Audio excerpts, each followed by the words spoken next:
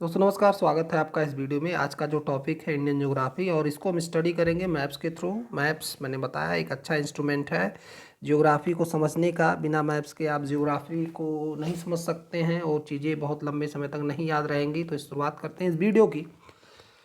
तो ये आपका मैप है आपके सामने, जिसमें हमको बहुत सी जानकारियाँ मिलती हैं। उन जानकारियों को देखेंगे। अक्सर एग्ज़ाम में पूछा जाता है कि भाई भारत का अक्षांशीय तथा देशांतरी विस्तार क्या है। तो अक्षांश या देशांतरी विस्तार अगर हम देखें तो भारत की शुरुआत होती है, ये आप कहेंगे यहाँ से शुरुआत होती है, तो आप रॉन्ग है। भारत की शुरुआत होती है, ये भारत का दक्षिणतम बिंदु है, इंदिरा पॉइंट जो है। तो इंदिरा पॉइंट से भारत शुरू हो रहा है, और आपका जो है इंदिरा पॉइंट से भारत शुरू हो रहा है और ये ख़त्म हो रहा है इंदिरा कॉल पर। तो इंदिरा कॉल मतलब 37 डिग्री 6 मिनट आपका जो है, ये आपका उत्तरी जो अक्षांश है या नॉर्दर्न लैटिट्यूड है। और ये आपका जो है 6 डिग्री 4 मिनट उत्तरी अक्षांश से लेकर 37 डिग्री 6 मिनट उत्तरी अक्षांशों के बीच में स्थित है। जो 6 डिग्री 4 मिनट उत्तरी अक्षांश है, किस जगह पर है, वो जगह कहलाती है इंदिरा पॉइंट। इंदिरा पॉइंट का कोऑर्डिनेट पूछा जाएगा तो आप बोलेंगे 6 डिग्री 4 मिनट। और ये आपका जो है, ये जो पॉइंट है, ये जो पॉइंट कहाँ पर है, ये पॉइंट कहलाता है इंदिरा। ये भी इंदिरा ही कहलाता है, लेकिन इसका नाम है इंदिरा कॉल। ठीक है। तो कॉल मतलब दर्रा होता है या पास होता है, तो एक इंदिरा कॉल है। ठीक है। इंदिरा कॉल उत्तरतम बिंदु हो गया, नॉर्दर्न मोस्ट पॉइंट। और इंदिरा कॉल जो है उत्तरतम बिंदु हो गया, और इंदिरा पॉइंट आपका जो है दक्षिणतम बिंदु होगा। तो आपका 6 डिग्री 4 मिनट उत्तरी अक्षांश से लेकर 37 डिग्री 6 मिनट उत्तरी अक्षांश के बीच में स्थित है। इस तरह से फिर हम बात करते हैं भारत के जो आपके देशांतर, किन देशांतरी रेखाओं के बीच में स्थित है। तो भारत का जो देशांतरी विस्तार है, वो भी अगर हम बात करते हैं तो वो पूर्वी गोलार्ध में है भारत। देशांतरित मतलब देशांतर से पता चलता है कि भाई भारत जो है, जो ग्रीनविच या कहा जाए जो आपका 0 डिग्री की लॉन्गिट्यूड लाइन है या 0 डिग्री की देशांतर रेखा है, उसके ईस्ट में भारत है, तो पूर्वी गोलार्ध में है। तो ये शुरू होता है गुजरात से लेकर, ये गुजरात है। ठीक है, सॉरी, ये आपका गुजरात से शुरू होकर ये अरुणाचल प्रदेश तक ये स्थित है। ये आपका भारत का देशांतरी विस्तार है। तो इसका जो अगर आपका गुजरात में जो 68 डिग्री से लेकर, ठीक है, 68 डिग्री 7 मिनट पूर्वी देशांतर से लेकर 97 डिग्री 25 मिनट पूर्वी देशांतर। ठीक है। तो ये आपका देशांतरी विस्तार है, मतलब यहाँ से लेकर आपका यहाँ तक ये स्थित है। अब इसमें हमको ये भी जानना जरूरी है कि भाई भारत का पूर्वतम बिंदु या पश्चिमतम बिंदु, ईस्टर्न मोस्ट पॉइंट या वेस्टर्न मोस्ट पॉइंट क्या है। तो याद रखिएगा, जो भारत का ईस्टर्न मोस्ट पॉइंट है, जो भारत का ईस्टर्न मोस्ट पॉइंट है, उसको कहा जाता है गौरमोथा। ठीक है। ये जो भारत का जो वेस्टर्न मोस्ट पॉइंट है, ये जो गुजरात में 68 डिग्री 7 मिनट जो आपका है, 68 डिग्री 7 मिनट जो आपका पूर्वी देशांतर है, जहाँ से 68 डिग्री 7 मिनट आपका जो पॉइंट है, वो आपका कहलाता है गौरमोता। गौरमोता ये आपका कहाँ पर है, गुजरात में है। और जो आपका 97 डिग्री और 25 मिनट आपका पूर्वी जो देशांतर है, उसको कहा जाता है किबथू। तो भारत का ये पूर्वतम बिंदु हो गया, पूरब में सबसे ईस्टर्न मोस्ट पॉइंट हो गया, और ये आपका वेस्टर्न मोस्ट पॉइंट या पश्चिमतम बिंदु हो गया। तो ये हो गया इसकी, मतलब इतनी जानकारी हमको यहाँ से मिली। इसके अलावा ये जो भारत का अगर हम बात करते हैं इंदिरा पॉइंट है, इसके कुछ और भी नाम हैं। तो ये इंदिरा पॉइंट जो है अंडमान निकोबार आइलैंड में ये आपका इंदिरा पॉइंट स्थित है। याद रखिएगा, इसका कोऑर्डिनेट है 6 डिग्री 4 मिनट। उसमें भी अगर हम अंडमान की बात करते हैं, अंडमान निकोबार, तो निकोबार जो आइलैंड है, ऊपरी हिस्सा अंडमान कहलाता है और निचला जो हिस्सा है वो आपका निकोबार कहलाता है। तो आपका ये कह सकते हैं कि जो ग्रेट निकोबार है, ये आपका लास्ट, ग्रेट निकोबार का आपका लास्ट पॉइंट है इंदिरा पॉइंट। तो इसको और अलग नामों से जाना जाता है। पहले आप जान लीजिएगा, निकोबार में है। निकोबार में कहाँ पर, ये ग्रेट निकोबार में है। ग्रेट निकोबार, निकोबार का मतलब कहा जाएगा ऊपर वाला अंडमान है। ठीक है, नीचे वाला निकोबार है। तो निकोबार में आपका एक आपका ग्रेट निकोबार है। तो जो ग्रेट निकोबार है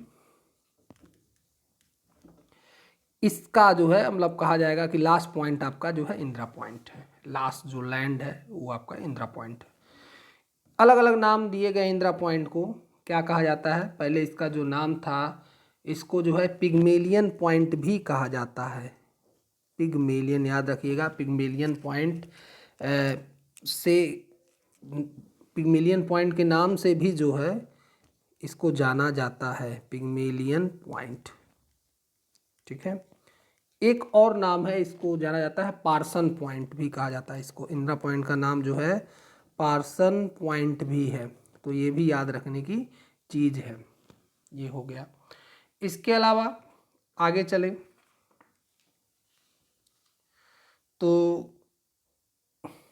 इसमें बहुत सी बातें हैं, लेकिन फ़िलहाल हम उसको अगले मैप में कवर करेंगे कि भारत का जो है लंबाई चौड़ाई, पूरब से पश्चिम कितनी लंबाई है, तो उत्तर से दक्षिण कितनी आपका लंबाई है, उसको हम देखेंगे। तो भारत का जो है आकार जो है एक त्रिभुजाकार न करके आप इसको जो है चतुष्कोणीय आप कह सकते हैं, चतुष्कोणीय है। ठीक है, तो चतुष्कोणीय जो है इसका आकार है। और लंबाई अगर आप देखेंगे, भारत की जो लंबाई, ये जो चीज़ है भारत की लंबाई हो गई 2933 किलोमीटर है। गुजरात से लेकर, ये गुजरात है और एक अरुणाचल प्रदेश है, गुजरात से लेकर अरुणाचल प्रदेश तक ये आपकी इसकी लंबाई हो गई, जो कि 2933 किलोमीटर है। ठीक है, पूर्व से पश्चिम इसकी लंबाई 2933 किलोमीटर है। साथ में इसकी चौड़ाई उत्तर से लेकर दक्षिण तक, जो कि ऑलरेडी दिया है 3214 किलोमीटर, 3214 किलोमीटर, ये क्या है, चौड़ाई हो गई। और लंबाई कितना है, लंबाई आपकी जो है 2933 किलोमीटर। तो ये सारी चीज़ें हो गई। इसके बाद इम्पॉर्टेंट चीज़ें, ऐसे तो डायरेक्ट कभी एग्ज़ाम में नहीं पूछा जाएगा, जो कि बहुत ही आसान क्वेश्चन होगा, बहुत ही फैक्ट होगा। एरिया भारत का कितना है, टोटल एरिया भारत का कितना है, तो टोटल अगर हम इस भारत के एरिया की बात करते हैं तो आपका लगभग 32,87,263 वर्ग किलोमीटर है, जो कि रटा होगा बहुत से लोगों का। तो 32,87,263 वर्ग किलोमीटर है। इसमें ये भारत, ये केवल इतना नहीं है, भारत केवल इतना नहीं है, भारत यहाँ पर भी है, लक्षद्वीप करके आइलैंड है, इनको भी देखा जाएगा। और यहाँ पर जो अंडमान निकोबार आइलैंड आपके जो हैं उनका जो समूह है, तो वो भी भारत है। ये तो भारत का मेन लैंड होगा, ये जो हिस्सा हो गया ये भारत का मेन लैंड हो गया। ठीक है, आगे देखें, एरिया हो गया। एरिया के बाद अब हम देखेंगे कि भारत का जो है स्थलीय सीमा की लंबाई क्या है। भारत की स्थलीय सीमा क्या होगी, भारत की स्थलीय सीमा आप देखेंगे कि मतलब स्थल से जुड़ी हुई। तो अब आपकी स्थलीय सीमा आपका यहाँ से शुरू होगा, ये पूरी जो भारत की जो होगी ये स्थलीय सीमा होगी। तो अगर इसको हम देखें, ये आ जाएगा आपका कह सकते हैं कि ये भारत की जो है स्थलीय सीमा होगी। तो ये भारत की जो स्थलीय सीमा है इसकी लंबाई आपका जो है 15,200 किलोमीटर लगभग मान लीजिए, डायरेक्ट 15,200 किलोमीटर है ये स्थलीय सीमा। और ये जो स्थलीय सीमा के बाद अगर हम देखें नीचे की तरफ, अगर हम स्थलीय सीमा को देख चुके हैं, तो स्थलीय सीमा के बाद अगर हम देखें तो समुद्र तट, ये जो है समुद्र तट होगा भारत का, ये यहाँ से लेकर ये आपका जो है यहाँ तक ये समुद्र तट, और बीच में जो है ये अंडमान निकोबार आइलैंड, ये लक्षद्वीप आइलैंड, इन सब के जो है समुद्र तटों को अगर मिला दिया जाए तो भारत का जो है कोस्टल लाइन है वो लगभग 7,000 7,500 किलोमीटर से अधिक हो जाता है। ये बन जाता है 7,516.6 किलोमीटर। ठीक है, लेकिन इसमें याद रखिएगा, केवल अगर हम मेन लैंड की बात करें, केवल मेन लैंड मतलब यहाँ से लेकर ये आपका मेन लैंड कहलाएगा, मुख्य भूमि की अगर हम बात करें तो ये आपका केवल आपका है 6100 किलोमीटर। बट इसमें अगर हम बाकी ये आइलैंड्स को भी जोड़ देते हैं, इन चीज़ों को भी जोड़ देते हैं, इनकी भी अगर तट रेखा को जोड़ लेते हैं तो आपका बन जाता है जो मैंने बताया कि 7516.6 किलोमीटर। ओके, इसके बाद ये हो गया कि हमने देखा भारत का क्षेत्रफल कितना है, क्या है, सारी चीज़ों को हमने देखा। अगले मैप में हम स्टडी करेंगे कि भारत में कितने राज्य हैं और कितना यूनियन टेरिटरीज है। जब से जो है ये 370 को रिमूव किया गया है, कहाँ पर, जम्मू एंड कश्मीर के आर्टिकल 370 के रिमूव होने के बाद दो आपकी नई यूनियन टेरिटरी निकल कर आई हैं। तो एक यूनियन टेरिटरी हो गई है जम्मू एंड कश्मीर और दूसरी यूनियन टेरिटरी हो गई है आपकी लद्दाख। तो लोगों को लगता है कि भाई यूनियन टेरिटरीज अधिक हो गई हैं, ठीक है। तो लेकिन आपको याद रखना ये और इजी हो गया है डिवीज़न होने के बाद। भारत में आज के समय 28 राज्य और 8 यूनियन टेरिटरीज़ हैं, ठीक है। ये 28 राज्य हैं, 28 स्टेट्स हैं और आपकी जो है 8 यूनियन टेरिटरीज़ हैं। इसको आप क्लियर कर लीजिए, देख लीजिए। कन्फ्यूज़न ये होता है, कुछ लोग कहते हैं कि 9 यूनियन टेरिटरीज़ है, उनका मतलब जो भी है 9 यूनियन टेरिटरीज मानते हैं। लेकिन यहाँ पर आप देखेंगे कि जो दादर नगर हवेली है, जो दादर नगर हवेली करके एक अलग यूनियन टेरिटरी हुआ करती थी, इसको जो है 2020 में, मतलब दमन और दीव, जो दमन एंड आपका दीव है, ये गुजरात, ये पूरा रीजन है, ठीक है, जो समुद्र तट के आसपास आपके कुछ आइलैंड है, तो एक दमन दीव था, प्लस इसके साथ दादर नगर हवेली को भी जो है जोड़ दिया गया है, ठीक है। तो ये मिला के जो है, ये मिला के एक ही यूनियन टेरिटरी कहलाती है। तो कुल मिला के जो कन्फ्यूज़न है कि दादर नगर हवेली अलग और दमन दीव अलग है, ये गलत है। आज 2020 में आपका दमन दीव और दादर नगर हवेली को एक साथ जोड़ दिया गया है, जिस वजह से जो आपके यूनियन टेरिटरीज की संख्या है वो कुल मिला के 8 है, ठीक है। और राज्यों की संख्या जो है आपकी 28 है। आगे हम देखें, इसके बाद आता है कि भारत का जो है कि भारत की समुद्री सीमा क्या है। तो भारत की समुद्री सीमा को हमको देखने से पहले इस चार्ट को बड़े मतलब ध्यान से आपको समझना होगा कि जैसे कोई, ठीक है, ये इमेजिन करिए भारत का मैप है, तो एक काल्पनिक रेखा हमको मानना पड़ता है, एक काल्पनिक रेखा माननी पड़ती है, क्योंकि समुद्र का जो तट होता है वो कटा फटा होता है। समुद्र का जो तट होता है वो कटा, जैसे मान लीजिए ये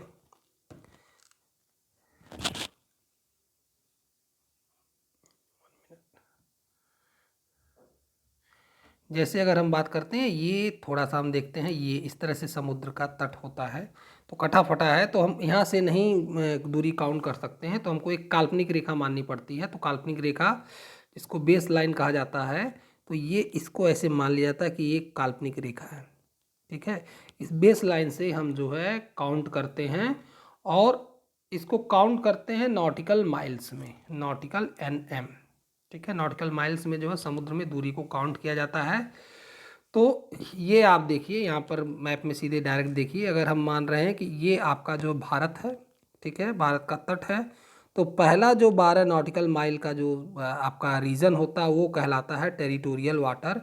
इसको हिंदी में कहा जाता है प्रादेशिक जल सीमा, टेरिटोरियल वाटर, प्रादेशिक जल सीमा। अब सबसे बड़ा कन्फ्यूज़न ये होता है कि भाई इसमें क्या अधिकार हैं, उसमें कितना, या जो कंटीजियस जोन है, तो प्रादेशिक जल सीमा में हम देखेंगे कि भारत को क्या अधिकार है। तो आप जो 12 नॉटिकल माइल का, बेस लाइन से 12 नॉटिकल माइल तक का जो एरिया होता है वो टेरिटोरियल वाटर होता है, प्रादेशिक जल सीमा होती है। और इसमें, इस क्षेत्र में, मतलब जो सबसे करीब का है उसमें भारत को संपूर्ण अधिकार प्राप्त है। बस आप यही वर्ड यूज कीजिए, संपूर्ण, टोटल जो अधिकार है वो आपका जो है टेरिटोरियल वाटर में मिला हुआ है। उसके बाद हम आगे देखें, उस 12 नॉटिकल माइल के बाद, ठीक है, आगे जो 12 नॉटिकल माइल है, ठीक है, मतलब 12 ये हो गया, इसके बाद ये जो 12 से अगला जो 12 होगा, ये 24 नॉटिकल माइल का जो, मतलब अगला जो 12 नॉटिकल माइल है, ठीक है, अगला जो 12 नॉटिकल माइल है उसको कहा जाता है कंटीजियस जोन। हिंदी में उसको कहा जाता है संलग्न क्षेत्र, ठीक है, संलग्न क्षेत्र। और इसमें भारत को क्या अधिकार है, तो धीरे धीरे मैंने बताया क्या अधिकार क्या होते जाएंगे, कम होते जाएंगे। तो पहले तो टेरिटोरियल वाटर में सब कुछ संपूर्ण अधिकार प्राप्त है। कंटीजियस जोन में अगर हम बात करते हैं तो भारत को जो है यहाँ पर जो सीमा शुल्क जो है भारत वसूल सकता है, ठीक है। इसके अलावा अगर आप देखेंगे प्रदूषण से नियंत्रण से संबंधित, मतलब यहाँ पर कोई प्रदूषण नियंत्रण मतलब अप्रवासी कानून लागू करने का मतलब यहाँ से कोई इंटर भारत में नहीं कर सकता, वो चाहे तो किसी को आने दे सकता है या किसी के आने पर रोक लगा सकता है, मतलब अप्रवासी कानून लागू करने का अधिकार जो है इस कंटीजियस जोन में है। मतलब वो उसका एक तरह से है, वो बाहर की किसी शिप को मना कर सकता है इस क्षेत्र में इंटर करने से। इसके बाद जो है अगला जो आपका है, जो आपका कह सकते हैं कि लगभग 200 नॉटिकल माइल तक का जो जोन है, ठीक है, जो 200 नॉटिकल माइल तक का, या जो कहा जाए जो तट रेखा से, मतलब यहाँ से लेकर इसको ये पूरा जो है यहाँ से लेकर ये आपका 200 नॉटिकल माइल तक का जो जोन है वो आपका एक्सक्लूसिव इकोनॉमिक जोन कहलाता है। और ये आपका जो है ध्यान दीजिएगा, इसमें कंफ्यूज मत होइएगा, ये जो एक चीज़ इसमें ये चीज़ जो है यहाँ तक दी जानी चाहिए, तब आपका ये तट रेखा से होगा। तो तट रेखा से 200 नॉटिकल माइल तक का जो एरिया है वो आपका एक्सक्लूसिव इकोनॉमिक जोन कहलाता है, जिसको हिंदी में कहते हैं अनन्य आर्थिक क्षेत्र। याद रखिएगा, हिंदी में इसको कहते हैं अनन्य आर्थिक क्षेत्र। मैं लिख दे रहा हूँ अनन्य आर्थिक क्षेत्र। तो इसमें भारत को क्या अधिकार है, ठीक है। अब यहाँ पर अप्रवासी कानून, आप किसी शिप को जो है रोक नहीं सकते हैं आने से। वो शिप मान लो कोई बाहरी शिप है तो यहाँ पर वो आ सकती है, ठीक है। इस अगर जोन में है तो वहाँ पर हम कोई बहुत बड़ा एक्शन उस पर नहीं ले सकते। अगर 24 से लेकर 24 नॉटिकल माइल के पास अगर इसको इंटर करती है तब तो भाई गवर्नमेंट ऑर्डर कर सकती है या आप यहाँ पर इंटर मत करो। लेकिन अगर ये इस जोन में है, अगर कोई शिप इस जोन में है, ठीक है, तो यहाँ पर सरकार उसको जो है मतलब आप कह सकते हैं कि वहाँ पर उसको कोई प्रॉब्लम नहीं होनी चाहिए। तो आपका जो ये आपका क्या क्या गवर्नमेंट को अधिकार है, फिर भी अगर कुछ अधिकार हैं इस अनन्य आर्थिक क्षेत्र में कि यहाँ पर जो खनिज संसाधन है उस पर अधिकार किसका होगा, भारत का होगा। अगर यहाँ के सागर की जो जल शक्ति है उसका जो है सरकार यूज करना चाहे तो कर सकती है। यहाँ पर जियो का सर्वेक्षण करना चाहे तो सरकार कर सकती है। यहाँ पर जो भी रिसोर्सेज है उनका दोहन कर सकती है। यहाँ पर रिसर्च एंड डेवलपमेंट मतलब अनुसंधान भी कर सकती है। तो ये आपका जो है एक्सक्लूसिव इकोनॉमिक जोन होगा। लेकिन सरकार, मैंने बताया कि ये चीज़ अलग है। यहाँ पर कहा जाएगा यहाँ पर संपूर्ण अधिकार तो यहाँ पर मिला हुआ है, उससे कम अधिकार यहाँ पर हो जाता है। और यहाँ पर अगर आप बात करते हैं तो केवल जो है यहाँ के जो रिसोर्सेज को यूज कर सकते हैं। आप किसी शिप को जो है यहाँ पर रोक नहीं सकते हैं। इस क्षेत्र में अगर कोई शिप है तो सरकार वहाँ पर उसको रोक नहीं सकती है, उसको ये नहीं कह सकती है कि जो हमारी समुद्री सीमा का उल्लंघन कर रहा है। तो ये आपका हो गया कि भारत का जो है समुद्री सीमा क्या है। और एक जो नॉटिकल माइल होता है वो लगभग 1.8 किलोमीटर के, लगभग 2 किलोमीटर के बराबर होता है, लगभग 2 किलोमीटर के बराबर होता है। तो ये आपका हो गया। आगे बढ़ते हैं, आगे बढ़ते हैं। तो मैंने ये मैप इसलिए चुना है कि इसके ज़रिए मैं आपको दिखाना चाहूँगा कि कौन से राज्य हैं जहाँ से भारत, ये जो लाइन जा रही है, एक मिनट,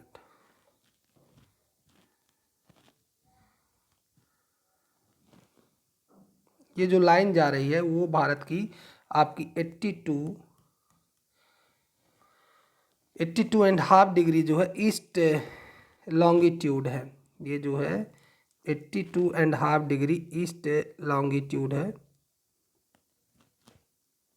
गलत हो गया, इसको हम जो है 82 डिग्री या 30 मिनट लिख सकते हैं ईस्ट लॉन्गिट्यूड, पूर्वी देशांतर रेखा, या 82.5 डिग्री ईस्ट लॉन्गिट्यूड लिख सकते हैं। किन राज्यों से गुजरती है तो मिला के 5 राज्य, ये आपका यूपी हो गया, और उसके बाद देखिए ये आपका एमपी हो गया, ये आपका जो है छत्तीसगढ़ हो गया, उसके बाद आपका जो है उड़ीसा हो गया, उड़ीसा के बाद आपका आंध्र प्रदेश हो गया।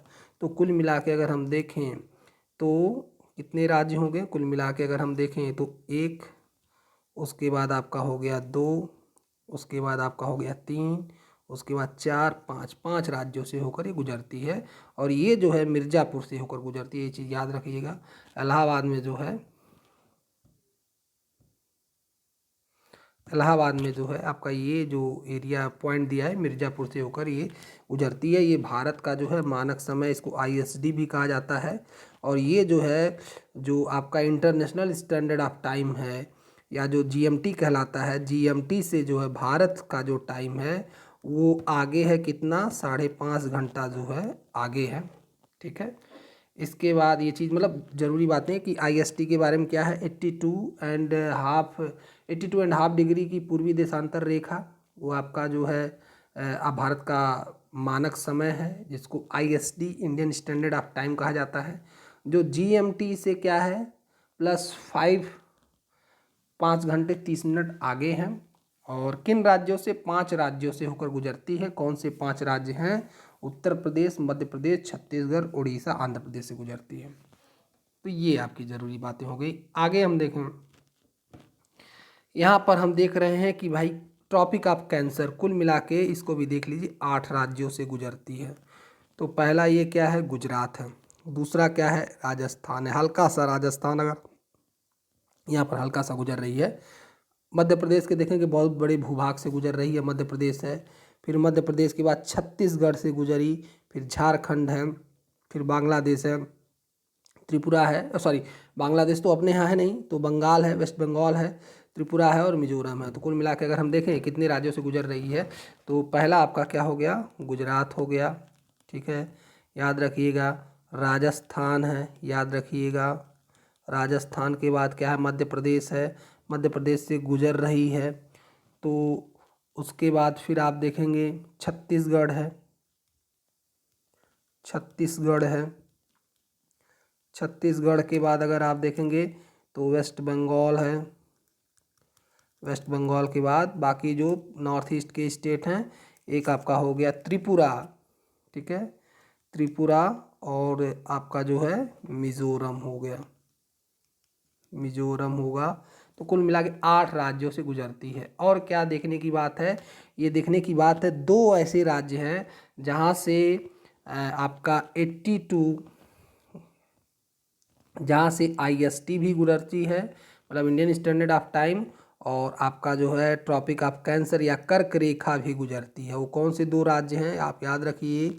ये एक आपका मध्य प्रदेश हो गया और दूसरा आपका छत्तीसगढ़ हो गया। तो याद रखिएगा, एमपी और आपका जो है छत्तीसगढ़, 2 आपके ऐसे राज्य हैं जहाँ से कर्क रेखा भी गुजरती है और आईएसटी भी गुजरती है। तो ये हो गया इससे संबंधित। इसके बाद हम राज्यों को थोड़ा और विस्तार से देख सकते हैं। तो ये भारत के 28 राज्य और 8 यूनियन टेरिटरीज़ हो गई। पहले हम थोड़ा सा जो कन्फ्यूज़न रहता है उसको देख लें कि भाई कौन कौन से राज्य हैं। थोड़ा सा हम इसको देखेंगे, सबसे बड़ा राज्य कौन है, सबसे छोटा राज्य कौन है, इन सब चीज़ों को हम देखेंगे। तो सबसे बड़ा राज्य अगर आप देखेंगे तो राजस्थान है सबसे बड़ा राज्य, और सबसे छोटा राज्य क्या है, गोवा है। इसके अलावा क्षेत्रफल की दृष्टि से हम 5 सबसे बड़े राज्यों की बात करें तो पहले नंबर पे क्या है, राजस्थान है। क्षेत्रफल की दृष्टि से 5 सबसे बड़े राज्य, तो पहले नंबर पर राजस्थान। दूसरे नंबर पे अगर हम बात करते हैं तो मध्य प्रदेश। तीसरे नंबर पर अगर हम बात करते हैं तो महाराष्ट्र। चौथे नंबर पर अगर हम बात करते हैं तो आपका आ जाता है उत्तर प्रदेश। और अगर हम 5वें नंबर पे बात करते हैं तो आ जाता है गुजरात। ये मिला के भारत के 5 सबसे बड़े राज्य हैं। और सबसे छोटा राज्य अगर आप देखेंगे तो ये आपका है गोवा। इसके बाद आगे हम चलें, यूनियन टेरिटरीज को देख लिया जाए। ये अंडमान निकोबार आइलैंड है, ये अंडमान निकोबार आइलैंड है। ठीक है, यहाँ पर मैंने बताया था एक आपका यूनियन टेरिटरी है दादर नगर हवेली एंड दमन दीव हो गया। उसके बाद यहाँ पर एक दिल्ली यूनियन टेरिटरी है, इसी के पास में एक यूनियन टेरिटरी है चंडीगढ़।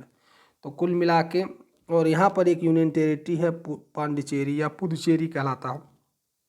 1 2 3 4 5। बाकी जो यूनियन टेरिटरीज हो गई वो आपका एक जम्मू एंड कश्मीर हो गया और एक आपका लद्दाख हो गया। तो कुल मिला के हो गई अब तक 7। और यहाँ पर एक यूनियन टेरिटरीज है जो कि आपका है लक्षद्वीप। तो कुल मिला के ये 8 आपकी यूनियन टेरिटरीज हो गई और 28 राज्य हो गए। और कुछ इंटरेस्टिंग चीज़ें आगे देखेंगे जो अपने आप में इंटरेस्टिंग है। फिलहाल जो है पुदुचेरी अगर आप देखेंगे तो अजीब ही, मतलब यह कहा जाएगा मैप पर सबसे अलग जो है दिखता है। जो पुदुचेरी है ये 3 राज्यों में है। कैसे 3 राज्यों में है? उसका कुछ भाग जो है तमिलनाडु में है। तमिलनाडु में कौन सा भाग है? तमिलनाडु में एक पुदुचेरी है और करिकाल है। ठीक है, करिकाल और पुदुचेरी आपके तमिलनाडु स्टेट में है।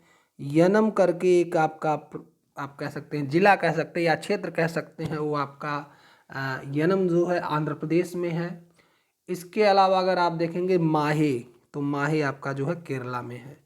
तो कहा जाएगा राज्य एक है, उसके जो क्षेत्र हैं वो 3 अलग अलग जो है राज्यों में, सॉरी यूनियन टेरिटरी एक है, पुदुचेरी के नाम से जानी जाती है, बट उसके जो है फैलाव 3 राज्यों में है। कहाँ पर? आंध्र प्रदेश में है, केरला में है और आपका जो है तमिलनाडु में है। ठीक है, तमिलनाडु में क्या है? मेन पुदुचेरी है जिसके नाम से ये पूरा यूनियन टेरिटरी जाना जाता है, करिकाल है। ठीक है, केरला में माहे है और आंध्र प्रदेश में आपका जो है यनम है। तो ये हो गया। इसके अलावा जो आपका पुदुचेरी है वो एक, याद रखिएगा पूछा जाता है एग्जाम में, एक फ्रांसीसी बस्ती थी, मतलब फ्रांसीसियों का अधिकार था इस पर। ठीक है, फ्रांसीसी बस्ती थी और ये जो है 1 नवंबर आपका 1954 को जो है फ्रांसीसियों से स्वतंत्र हुआ और इसका भारत में क्या हुआ? विलय हुआ। तो अब अलग अलग क्षेत्र थे, पहले माहे था, ठीक है, जैसे माहे क्षेत्र थे और यनम थे, ठीक है, पुदुचेरी था, करिकाल था, तो ये फ्रांसीसियों के अंडर में थे। तो अब क्या हुआ लास्ट में, अब एक कैसे इसको इंक्लूड किया जाएगा, अलग ही इनका पूरा कल्चर था फ्रांसीसियों का, उसका ज़रूर कुछ प्रभाव था। तो अंत में ये हुआ कि ये जो चारों क्षेत्र थे इन्हीं को मिलाकर जो है पुदुचेरी के नाम से जो है भारत में शामिल कर लिया गया। इसके अलावा एक यूनिक चीज़ और आपको यहाँ पर मैं बता रहा हूँ जो आपस में काफ़ी इंटरेस्टिंग है कि आपका जो है 2 जून 2014 को एक बहुत बड़ी घटना हुई। घटना क्या थी कि पहली बार कि इससे पहले जो राज्यों का बंटवारा हुआ, डिवीज़न हुआ, उसमें भाषा एक प्रमुख आधार हुआ करती थी। भाषा के आधार पर राज्यों का डिवीज़न होता था, लेकिन पहली बार ऐसा हुआ कि जो विकास के आधार पर, ठीक है, डिवीज़न हुआ और आपका जो है तेलंगाना, इस दिन 2014 में तेलंगाना राज्य का जो है गठन किया गया। अब ये तेलंगाना राज्य क्या है? पहले ये आपका आंध्र प्रदेश था पूरा, ठीक है, ये पूरा आपका जो है आंध्र प्रदेश कहलाता था, बट आज के डेट में ये आपका जो है 2 स्टेट हो गया है। कौन सा? एक आपका तेलंगाना हो गया और दूसरा जो है ये आपका जो है आंध्र प्रदेश हो गया। अब इसमें इंटरेस्टिंग क्या है? इंटरेस्टिंग ये है इनकी कैपिटल। आज के डेट में दोनों की, आंध्र प्रदेश और तेलंगाना और आंध्र प्रदेश दोनों की कैपिटल क्या है? हैदराबाद है। बट कुछ समय बाद जो है ऐसा नहीं होगा, हैदराबाद पूरी तरह से किसका पार्ट हो जाएगा? आप देख ही रहे हैदराबाद कहाँ पर है, हैदराबाद तेलंगाना के पार्ट में है। तो हैदराबाद जो है केवल और केवल तेलंगाना की कैपिटल होगी और आंध्र प्रदेश को अपनी नई कैपिटल बनानी होगी।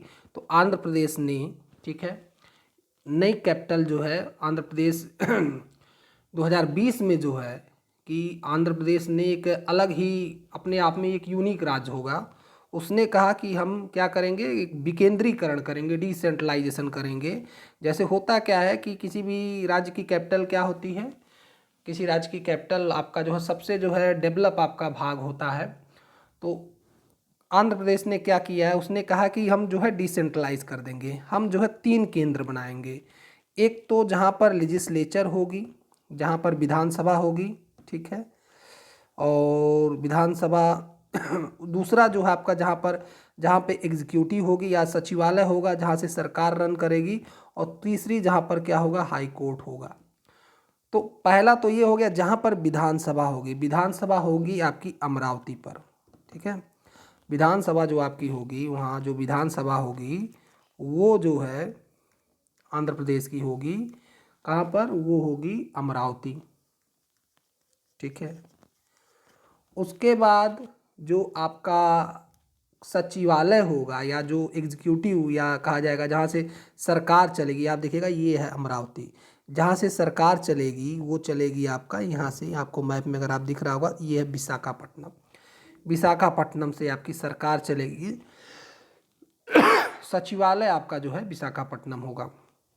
और इसका हाई कोर्ट जो है कहाँ पर होगा, हाई कोर्ट होगा यहाँ पर कुरनूल। कुरनूल में होगा हाई कोर्ट। अमरावती आप याद रखिएगा, अमरावती में होगी विधानसभा। सचिवालय होगा या सरकार का मतलब कहा जाएगा जो हेडक्वार्टर होगा वो विशाखापट्टनम होगा, सॉरी अमरावती होगी विधानसभा, और सरकार का जो हेडक्वार्टर होगा विशाखापट्टनम होगा, सचिवालय होगा। और जो है कुरनूल जो है जहाँ पर हाई कोर्ट होगा। जिस तरह से एक तरह से पूरा जो है एरिया कवर हो जाएगा। तो यहाँ पर हाई कोर्ट बनने से ये पूरा इलाका डेवलप होगा, अमरावती के बनने से ये पूरा इलाका डेवलप होगा, और जो विशाखापट्टनम से जो है अगर आप देखेंगे तो ये पूरा रीजन जो डेवलप, वैसे भी आंध्र प्रदेश ठीक है डेवलप है। पीछे रह गया था तेलंगाना, और तेलंगाना के जो लोग थे उनकी डिमांड थी भाई हम पीछे रह गए हम, इसलिए हम आपको एक अलग राज्य बनाया जाए। तो ये आपका हमने यहाँ तक देखा। तो दोस्तों ये आपका वीडियो रहा, ठीक है, जिसमें हमने देखा। आगे इसके बाद हम वीडियो में डिस्कस करेंगे। सबसे इम्पोर्टेंट चीज़ जो है आपको क्या क्या ध्यान में रखना है, पहला लाइक, वीडियो पे लाइक करना, क्योंकि जब आप लाइक करेंगे तब वीडियो रिकमेंड होती है। वैसे भी कोई सेंसेशनल चीज़ तो है नहीं कि जिस पे बहुत ज़्यादा जो है व्यूज़ आए, तो आपको वीडियो को लाइक करना होगा मुझे मोटिवेट करने के लिए।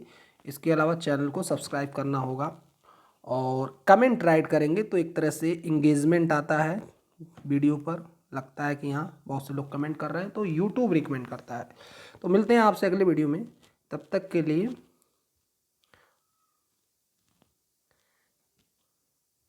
आगे की वीडियो में इसके आगे हम जो है डिस्कस करेंगे। तब तक के लिए जो है जय हिंद जय भारत।